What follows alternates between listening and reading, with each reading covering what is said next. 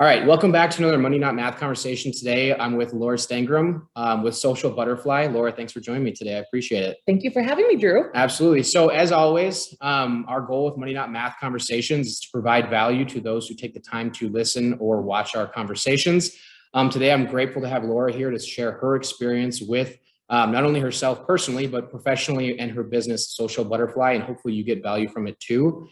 Laura, I'm guessing most people who live in the Thief River Falls area, or at least a lot, know who you are. But for those who don't, who might watch from other places, would you give us just a little introduction about yourself? Sure. So my name is Laura Stengrim, like Drew mentioned, and I am the executive director of Visit Thief River Falls. So that's my full-time job. And I also own this social media management company called Social Butterfly, and that's my side business. And so that's kind of what we're here to talk about today. But I have been living here in the community for 12 years, actually. My first year on the job, I commuted. Yep. We'll get there. Words are hard. I do it all the time. Yes. From my hometown of Grigla. And so I have lived around Northwest Minnesota for most of my life.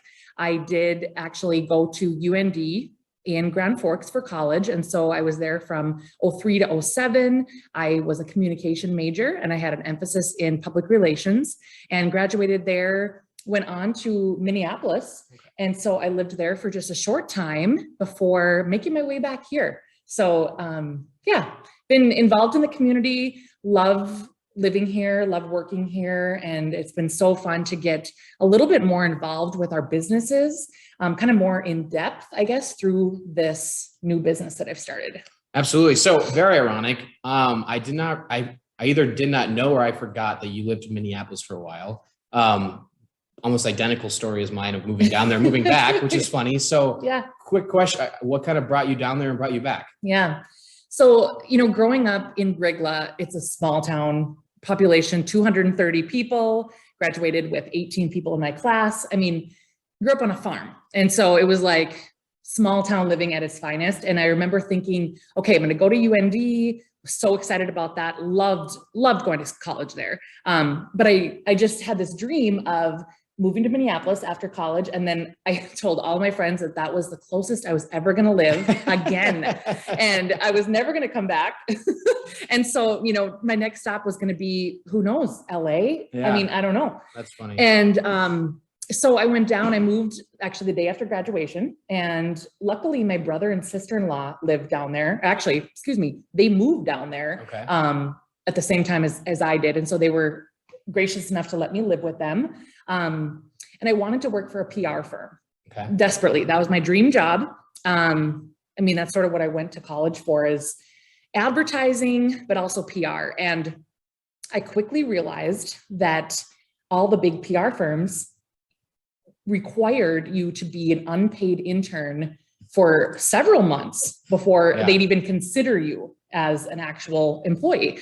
And, as a poor kid right out of college, that was not going to work. You couldn't find free living everywhere?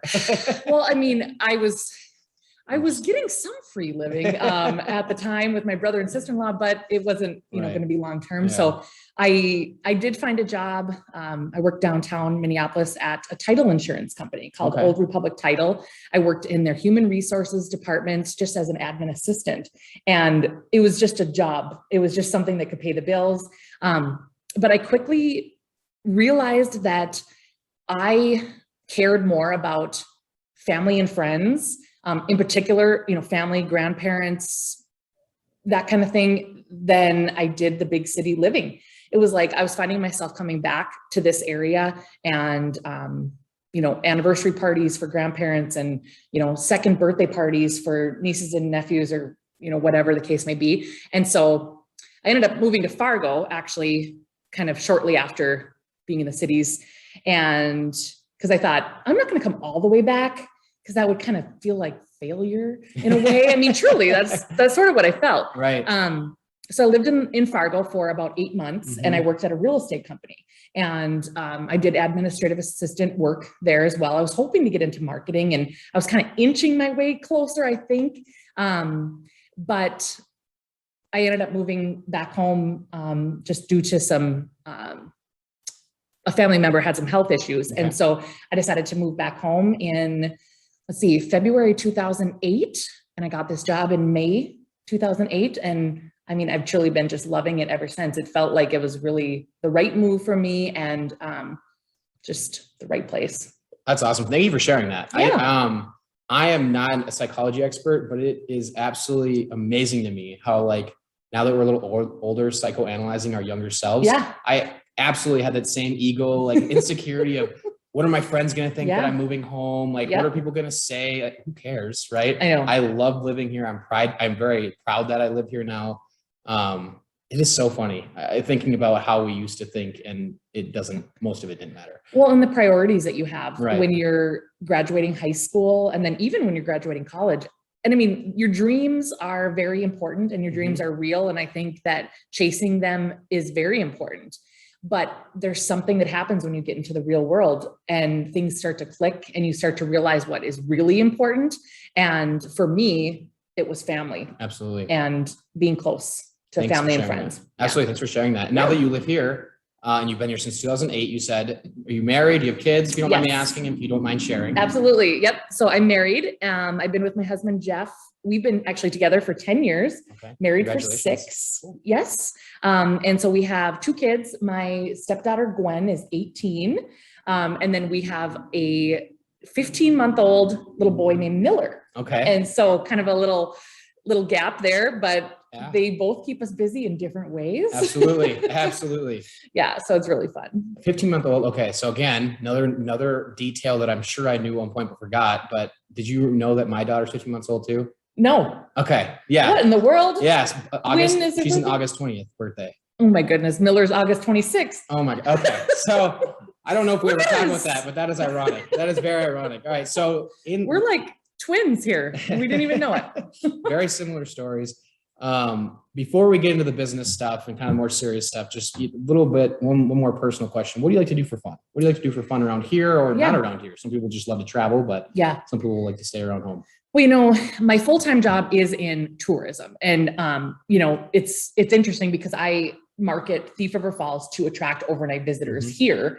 So I love Thief River Falls, and my husband and I love to go to all of our events that are held here. I mean, we truly do love frequenting our businesses and restaurants, but we also love to travel as well. It's kind of a passion of ours. And then just spending time with family and friends. I also really love, like, interior design is one of my big passions and hobbies personally. And so spend time doing that as well, just on in my spare time when I'm not working on social media. Is that's also a hobby and a passion. Absolutely. You and my wife get along well. Whenever she says, look at what I found on Pinterest, I just think, because I'm sure it's a project. Yes. Of some sort for our home. So getting back to the business a little bit, I'm not a social media expert. I'm not a social media marketer as far as by trade, but I genuinely believe it's one of the most valuable skills or something that should be hired out for any and all business owners. Yeah. I think social media and online marketing is the absolute future of business. And so I hope people who watch this, especially business owners, take that seriously, because it may not be today where you get your clients, but it definitely will be where you get them in the future, in my opinion. So now that I've expressed my opinion, tell us a little bit about your business. What is it? Sure. Who do you do it for? Things like that. Or what do you want people to know about what you do? Yeah. So like I mentioned earlier, my full-time job is the executive director of Visit Thief River Falls. And I've been doing that for 13 years. I am, or I should say, we are the marketing organization for Thief River Falls. We attract visitors here. We do so in a variety of ways. So digital marketing, social media marketing, print. We still do some radio, a lot of video now. But a couple years ago, it really occurred to me that there was an opportunity to help our local businesses, in particular small businesses, with their social media efforts. And it was a conversation that me and my husband had actually when we were thinking about having a baby in the near future. And so just as a short story, we really felt that kind of in 2 ways. I knew that I had an unpaid maternity leave with this position. So I needed to find a way to make some extra money. And we thought, what could that be? There's a lot of ways. And of course, saving is not really as fun as making. Sorry, Drew, he's going to cringe now. That's okay. I just need our table a little bit there, so that's okay. So, I just thought, what would be an opportunity for me to have a side business that could make a little bit of money that could fund my maternity leave? And I was hoping to take a 12-week maternity leave. And my husband was the one that actually thought of this idea. And, in a lot of large cities, there are several businesses that offer social media marketing, or excuse me, social media management. No, I just hit the table. And so, and actually ad agencies in a lot of large cities have this as one of their components as well, that they would offer to their clients or their businesses that they work with. But I thought, here in Thief River Falls, we don't have any ad agencies. And I felt that there was a big opportunity for a business like this. So I started this business called Social Butterfly. Mm-hmm. It is a social media management company, and I provide social media marketing and management services. Okay. And so, it filled the need for me financially, but it also is filling the need in the community to really fulfill the gap that I think is created by right now it's even worse than ever, but the lack of employees, the lack of time. I mean, if you think of a small business owner, let's just use a retail store for an example. A lot of our owners are working there from morning till night. Right. Yeah. Working their fingers to the bone. They're doing everything. They're doing all the ordering. They're working out on the floor. They're owners and operators. Absolutely. Sure. Yeah. And they're trying their best to fill their positions with customer service reps or whoever, sales reps to help their customers. But in some cases right now, they're having trouble with that. So if I could be there to fill that gap for them and take one component of their business off their shoulders to hopefully help them be more successful and make extra money, increase their sales, get their products online in a way that, some of our larger businesses are great with e-commerce and having their products on their website, even selling their products on social media. But some of our smaller businesses might not even have a website. And so for those in particular, I thought, I got to help them. This is something that I can really do. And I can do so in my spare time, on my lunch break, in the evenings, weekends. And really it's something that I enjoy and I find fulfillment in. So it's been really fun. Absolutely. So you covered a lot there, and I appreciate that a lot. To kind of clarify it, if I was going to become your client, what does that process look like? I mean, are you coming into my store and you'll look at all of my products and upload them on the website? I mean, are you creating content for future posting? I mean, what does that process look like if I was potentially a new client of yours? Sure. So I wish that I could do more. Like you talked about, the first part of your question was more so e-commerce and uploading onto website. I am not able to provide that service. Okay. That would be a little bit more on the e-commerce side and more web development, which is a little bit, or I'll just say a lot more time consuming. And it's something I do web updates, like we were talking about a little earlier, as a part of my full-time job, but I have not offered that service as a part of this business. Just too time consuming. It is. Okay. And so right now I have kept my business services very streamlined. And so what that entails is, when I say social media marketing, let's just say that I started you as a new client. What I would do is I would meet with you, figure out your goals for your social media page. And right now I basically offer services for Facebook and Instagram. Those are the top two social media platforms for small businesses in the field of marketing. So you could choose one or both. And what I would do is we have a kind of an onboarding checklist. And so I figure out your goals, I figure out the product or service that you are looking to promote. And then I come by, usually if it's a local business, I come by once a week. And so it's usually a predetermined time. So whether it's noon on a Monday or it's 5 o'clock on a Tuesday, and we go through, and whether, let's just say it's a retail store, Yep. That's a really easy example. I go through and I take photos of the products, and then I create all the content that will be posted that week. And so I give a minimum of 4 to 6 posts per week, per page. And so the contracts are a monthly contract. And so you can re-up each month, or you can sign a 6-month or a year contract. In a business like yours, financial management, your services are not something that I can come in and just take a photo of. So it'd be a little bit different, but I've worked with clients that have more so, well, I'll just give you some examples of some of the clients that I've worked with. So I started out working with Purdy's shoe store, and they have been one of my the long-term client that I have. So actually still work with Trevor at Purdy's. I worked with Diamonds and Designs and managed both their Facebook and Instagram for about 9 months. Budget Electronics. So those are all retail stores. I also worked with the Thief River Falls Area Community Theater. So that was a little bit different, where they're not a retail store, where it's not like a tangible product. Their theater productions are an experience to promote. And so that was actually so much fun. I was able to actually promote their performances ahead of time, by way of being at their dress rehearsals. I mean, I would actually interview their actors ahead of time and put some things out on their page, kind of teasing the different performances that they had coming up, or their productions, and then be there, like I said, at dress rehearsals to take photos and create graphics and that kind of thing. And then, once the production opens, my job is kind of done, because usually the tickets are sold and that's it. I've also worked with a precision agriculture business in, they're kind of near Warren. It's called Driven Precision. And that was a really unique and fun experience as well. I grew up on a farm, so I do know about agriculture, but it was a whole new world, promoting products that, again, I wasn't there to just take a photo of. I mean, I was working very closely with the owner, but we were doing so just over text and email.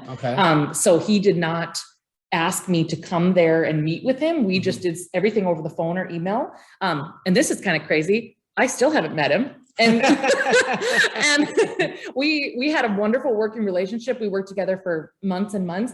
I mean, he is sort of taking over now, and he is operating and managing his own page, which I think is fantastic.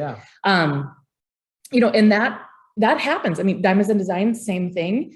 We had a great working relationship, but now she's got a couple staff there, Leanne, who are comfortable doing what I did.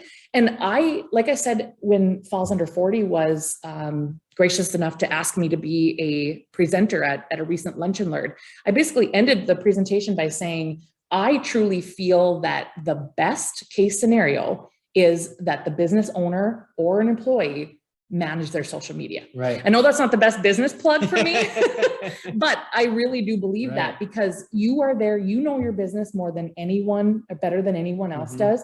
Your employees are there 40 hours per week. I want to provide a service if those options are not ideal, or they're sort of not something that is consistent enough. Maybe you have more part-time employees that there's just not someone that, the employee or the owner can trust doing that, or the longevity isn't there, whatever. Or just there isn't interest by the employees. Absolutely. Interest or knowledge. I mean, that's the thing that I think that I bring to the table far and above anything else, is the knowledge on social media. I feel really fortunate to have been in my position here with Visit Thief River Falls for 13 years.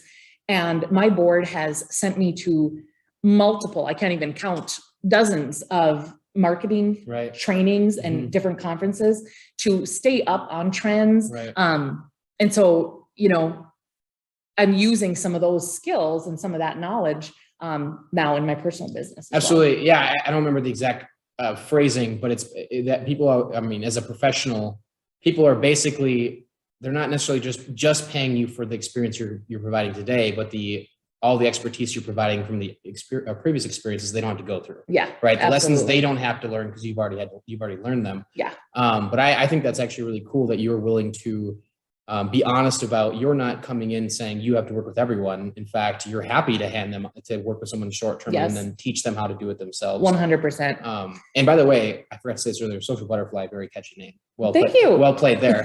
I think that's really cool. So thanks.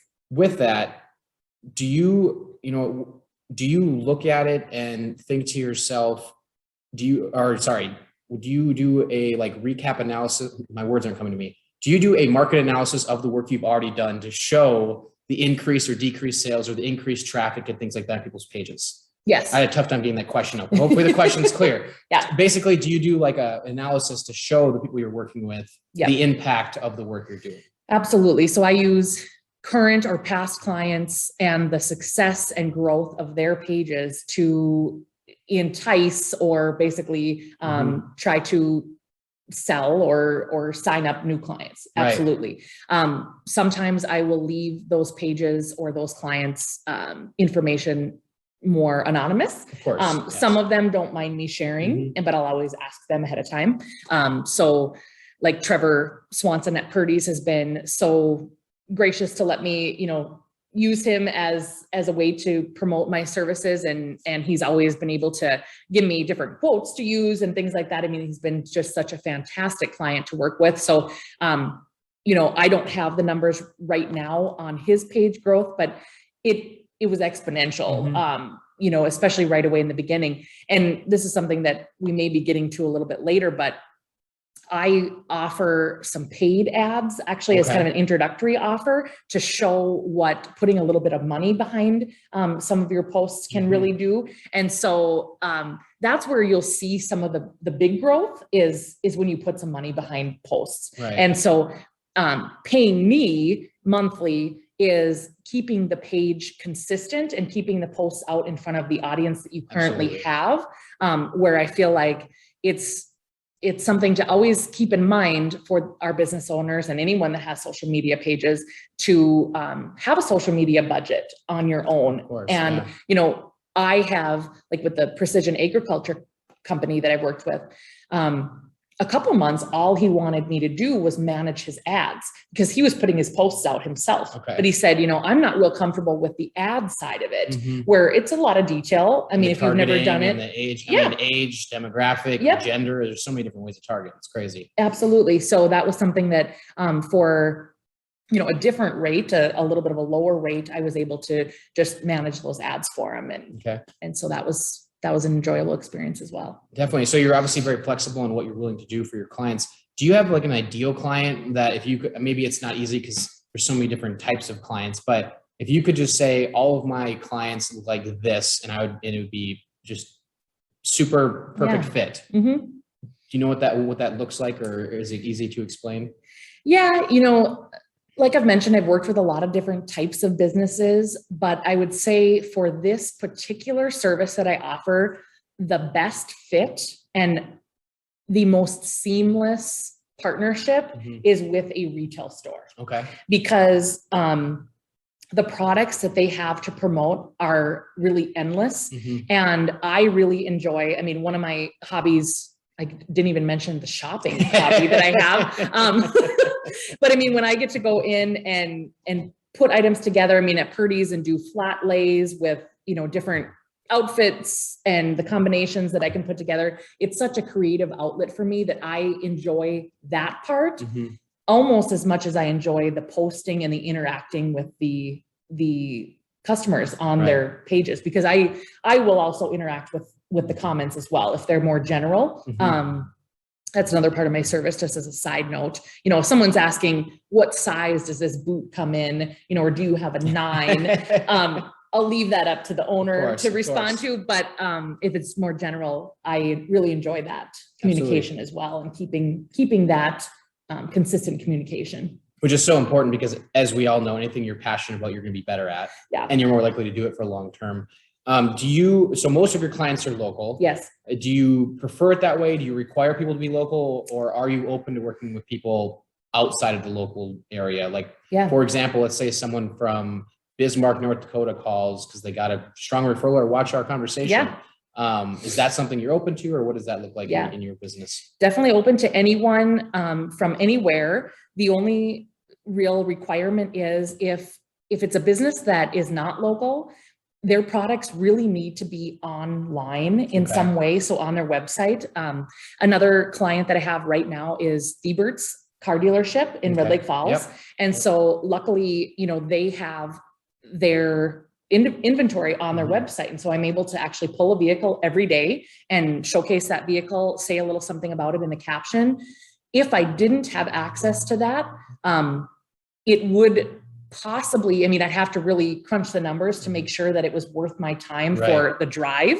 Red Lake Falls is only 20 miles away, but still that could get to be a little bit much for, every week. But locally, I really can go in and spend that time with the products, with the business owner. Another store that I have right now as a client is Poopsie's Unique Boutique. But she has a little bit of a different schedule where she's not open every day of the week. So her and I actually get together every 2 weeks. And so, I don't even need to go in once a week if that's too much. I can go in twice a week, or else, like in Thiebert's case, I don't go at all unless we are doing like a 3-month recap or something where I'll put together a report, and I want to sit down with the owner and the sales guy that I work with there and go through the results and the performance of the page. But so that would be the only requirement if a client was outside the area. Okay.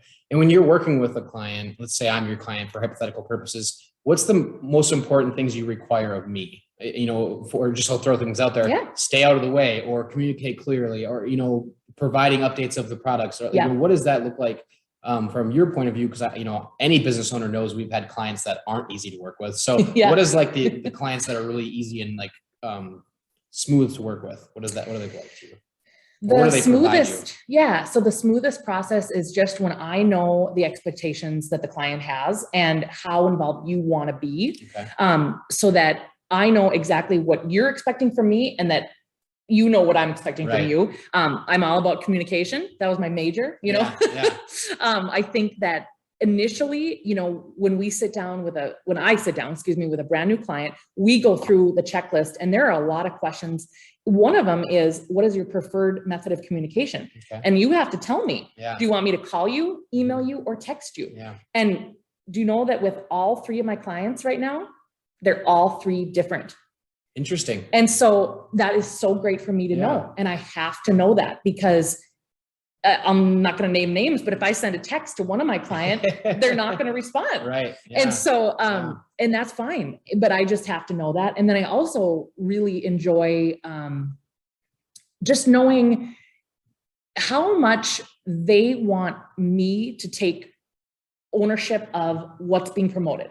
So some clients that I've had have said, you go for it. Whatever you want to promote, I trust you, and have at it. Where some are kind of more in the middle, and they say that, but yet they'll say, oh, and by the way, we've got this sale going on this week, just so you know, maybe throw a few posts of that in. Or I've had clients in the past where it's very, very detailed on what they want me to promote. So I need to be aware of that, just so that we maintain a real positive working relationship. I think it's cool that you're flexible though. It's not like just you're only accepting of one way, and it works, in some ways, but it's cool that you're flexible so you can take on different types of people, because we know all of us are different types of communicators. I can rub people the wrong way sometimes for being a very direct communicator. But that's just, we all have our strengths and weaknesses.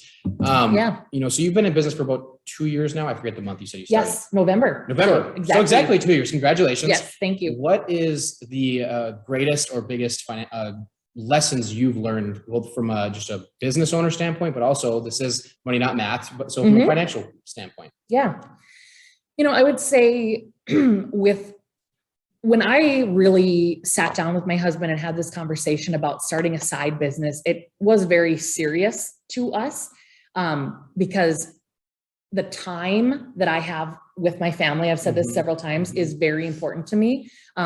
I did not want to start a business or look for a side job that would take me away from my family. So it had to be something that I could do, like knowing that I was going to have a baby who would hopefully go to sleep, you know, around 7:30, 8 o'clock. And hopefully sleep for the night. Yeah.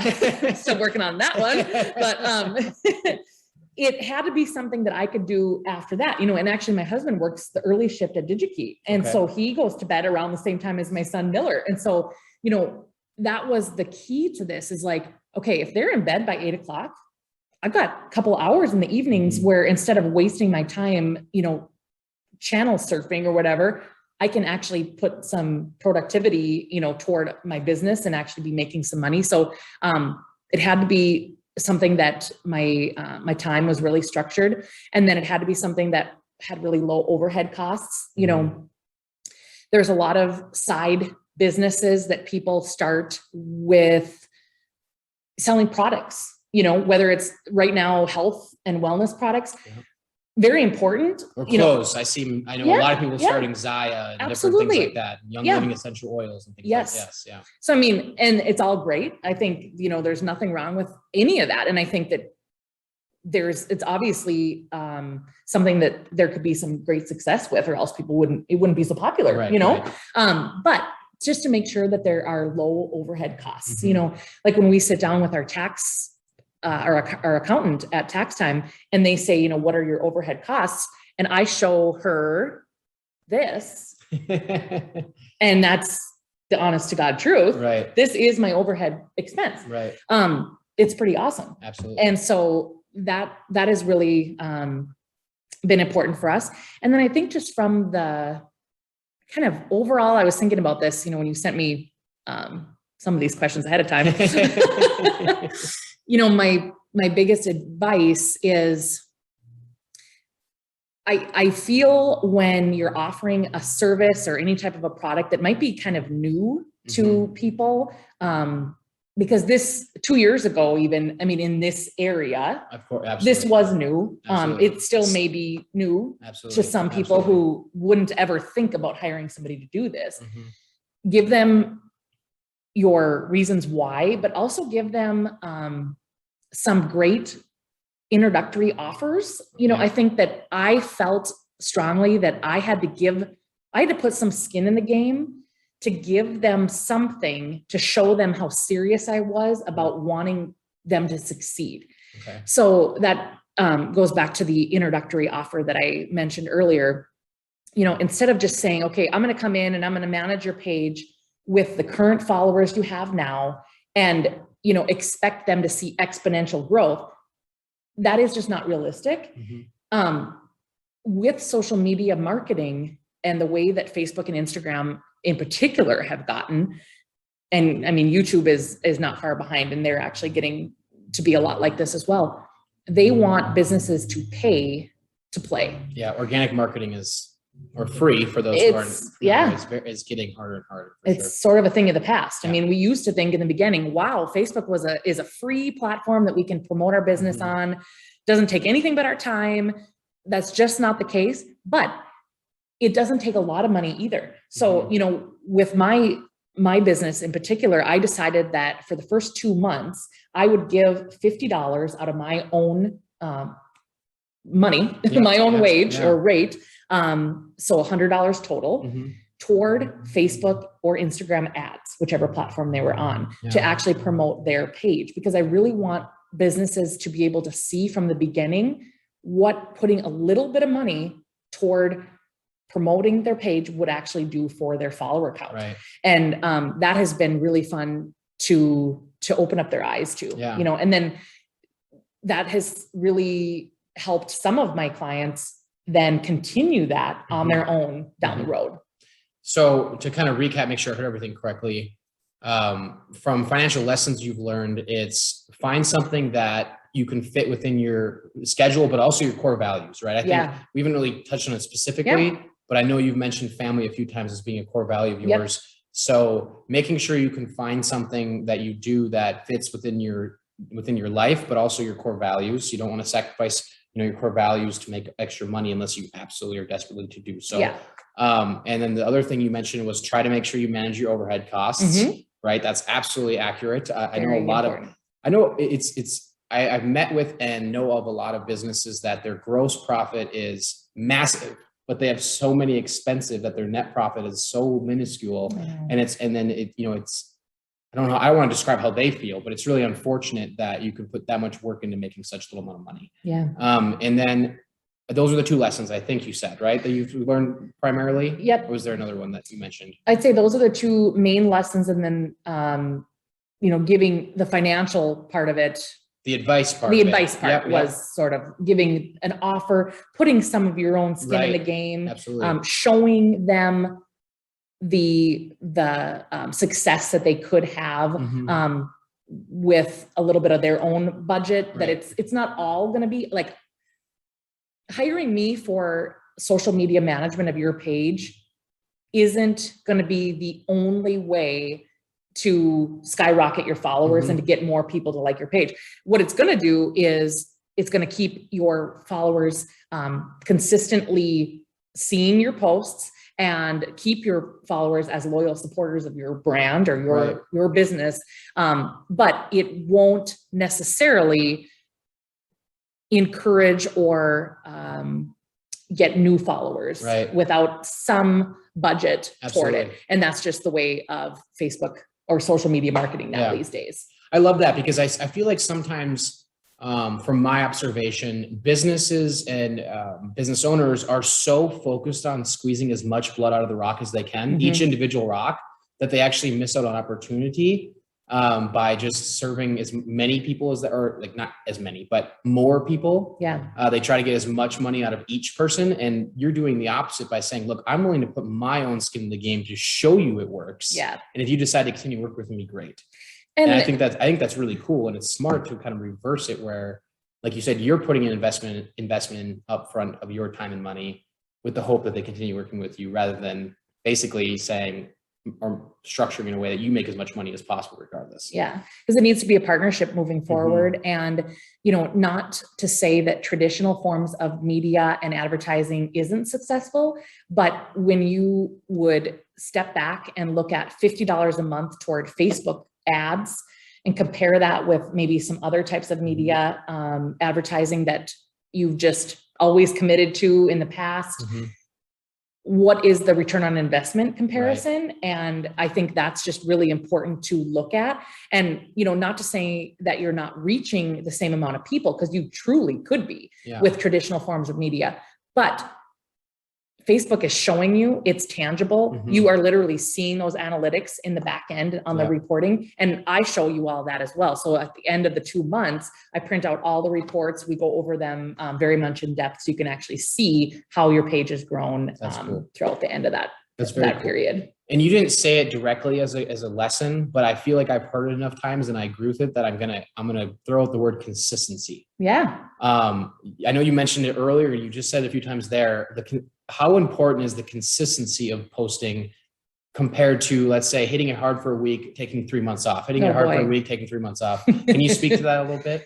The consistency is key on social media. I mean, like I mentioned at that lunch and learn that I spoke at a couple of weeks ago or month, whatever. What is time? I have no idea, honestly. I know it was a lot warmer. It was warmer that day. Social media marketing is all about building relationships. And I think the only way that you can do that and build solid relationships in real life and also on social media is by consistently showing up and having conversations, having meaningful content or communication, whether the case, if it's with a friend or with your social media friend. Right. And so your followers, just think of it this way. I mean, the followers or the people who like your page, they are looking for your posts. They are waiting for them. If they don't see your posts, they think, did they close? What is going on? There's something about, having that show up, even if they're not hitting the like button or they're not commenting or sharing, they're seeing that. And the consistency of that gets your brand or your product embedded into their mind. And it may make them actually think of you first when they need a pair of shoes, right, or, some financial planning help. right. Absolutely. Yeah. I think that's amazing. And I can share a personal story of failure on that. I was so going all the way back, I started Money Not Math Conversations, I believe in November 2019. I believe. No, wait, 2018. I'm confused now. Anyways, and the reason why is because I was talking about forever and how important it would be to just start doing a podcast and videos and things like that. And my wife basically called me on and said, if you're going to talk about it, go out and do it, which I love her for that, because she's willing to call my bull crap once in a while. But I was doing it very consistently, almost daily for my first 90 or so episodes. And I noticed that the viewing and the interactions was going up and very consistent. And then it's like when COVID hit, I just got sidetracked and I just stopped doing it. And then I started picking back up again the last few weeks, but I've noticed that the numbers are significantly lower than where I left off. Yeah. So I definitely learned the hard way, the lesson of consistency with social media. So I appreciate you sharing that with us.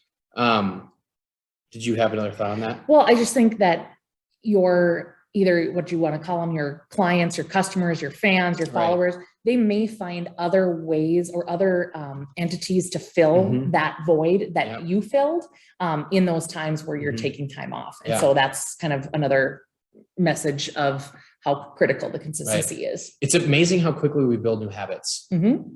Quick, easy example. I believe every single major sports league is down in viewership. Because basically during COVID, people just found other things to do, whether it's Netflix or going outside for a walk, whatever it is. Yeah. It seems like people just kind of got used to not having them. So anyways, coming back, whether it's business, personal, you can answer this however you want, but what is your definition of being successful? So I would say client retention is my definition. I think in this day and age, especially you mentioned COVID, I think that everyone's budgets are very tight. So I'm not out to bring in a whole load of new clients. Okay. That's not my goal right now. I want to retain the clients that I have right now. I have 3 very consistent clients, and that is a really good number for me, just from a time perspective. I know that I could bring on a couple extra, and that might be a goal for next year. But right now it's retaining the ones I have, making sure that those relationships are very strong, making sure those clients are happy with the service that I'm providing, and just building on that and seeing, growth in their sales is my success. When I can hear that, it's so much fun to hear that someone came into a store to buy the item that I posted that day only because they saw it on Facebook and they can't wait to come in and snag it. Absolutely. It feels so good, and it's just, it's immediate gratification, and it just makes everything that I'm doing worthwhile. And it's just, it's the whole reason. It's just helping those businesses get their product off the shelf and online, because that's where people are. That's where they're looking. And not just on the internet, but social media. Absolutely. It validates the value you're providing. And in the world of Amazon that we live in, it gives, I personally believe that it gives people a better chance of competing, because I know that I try to shop local, but sometimes Brittany and I will be driving back from Grand Forks and it's like, we forgot to buy something, just order from Amazon. Yeah. Right. But if you can go online and see what's at Ace too, it's maybe you're more likely to buy it local rather than going to Amazon if you can actually see it. Absolutely. I think that's one of the biggest barriers to entry that we're seeing in the age today is people are so used to getting information now that if they look and they're not sure, rather than driving to go see if they'll just go look online somewhere else. So I think, again, the value you're providing, I think, is just absolutely important to every business, but especially those who don't already have it. And you alluded to a little bit there, but where do you want to see your business grow to in 5 years from now? Sure. Where would you like to see your business? So I'd really like to retain my current clients. That's number 1 for me. That's my number 1 goal. I think that I need to sit down and kind of decide how much bigger I want to get. If you check me out on Facebook at Social Butterfly, you'll see that I don't do a ton of promoting my own business. I don't know if I've ever seen it, actually. Hey, you gotta go and like it. But That's not something that I do a whole lot of because I feel very comfortable with my current client load, and the current time commitment that I have right now. But I think, in the future, it'd be so fun to add maybe, a few more clients, maybe even bring on a part-time employee or even an intern or something like that. But truly, my heart still really lies with my full-time job. Absolutely. And so I want to be sure to mention that because, even when I started this business, I went in front of my board and I said, here's what I'm thinking about doing. I don't think it's going to be conflict of interest, but I wanted them to know that I still really enjoy what I do. And I work here. This is my office building here at the Carnegie Library. And I love it. I feel so fortunate to have this job that at this point, I could never imagine, this business becoming my full-time job. That was never what the goal was. And so right now it's still just wonderful the way it is as a side business. And so life is good kind of the way it is. So from a time perspective, because as we know, you value your family first and foremost, and you don't want to sacrifice your time with them. But if you were to have 5 local business owners that you just wanted to work with, come work with you, how many more people would you have to take on where you would have to bring on someone else? Because it would just be too much of your time. We know you don't want to take away time from your family. We know you don't want to leave your full-time job. So how many more clients do you think you would be able to take on before needing to hire someone part-time or an intern? Honestly, that's a good question. I haven't really thought of that. I'd say it would have to be over double. Okay. I think that I've thought about 3 is a good number. It's a real comfortable number, but I mean, just recently I had a 4th client mixed in for about a month or so, which it wasn't a big deal. It was short term. So it was kind of like, it didn't take away a bunch of extra time. But maybe if I'm getting up into the 7, 8, 10 range, that might require some extra help, just some extra hands on deck. But I guess we cross that bridge when we get there. Right. So it'll be a good problem to have one day. Yes. It's impossible to know for sure because every client's different size, but it's just kind of curiosity. So I absolutely appreciate your time. I could talk forever, but I don't want to take up more time than I promised you, which I'm already getting close to doing. But is there anything about yourself or your business that we haven't talked about yet or haven't covered yet that you think that you'd like to share with our listeners and or watchers today, whoever joins our conversation? I would just say to check me out on Facebook. Social Butterfly, again, is my business name. And I have a page on Facebook that has my rate information. It has some of the examples of my work. And once in a while, I post or share, I should say, some of my posts from my current clients. And so you'll see some of my current clients there and you'll be able to follow their pages and sort of follow along the work that I do to see if maybe, I would be a good fit. All of my contact information is there as well. So if you have any questions as far as, things that maybe I didn't cover today, I'd be happy to answer those or just have a conversation with you. Perfect. Thank you very much. That was actually my last question was going to be, what is the best way to get in contact you or watch your content? So is Facebook the number one? It is. Okay. Yep. Perfect. And that's got it's got my personal cell phone, email, all of that and the rate information. So that's the best way. Perfect. Yeah. Well, thank you so much, Laura. I really do appreciate it. And for those of you who take the time to watch or listen, whether it's podcast or video, thank you so much for taking the time to do so. We really do appreciate it. Please direct message me or comment with any questions or thoughts that you had regarding the conversation. If they're for me, I'll answer them. If they're for Laura, I'll forward them to her and have her either reach out to you directly or let me know and I'll get back to you. And as always, if you have any future requests for Money Not Math conversations, or if you'd like to be a guest on a conversation, please let us know and I hope you have a great rest of your day. Thanks. Bye.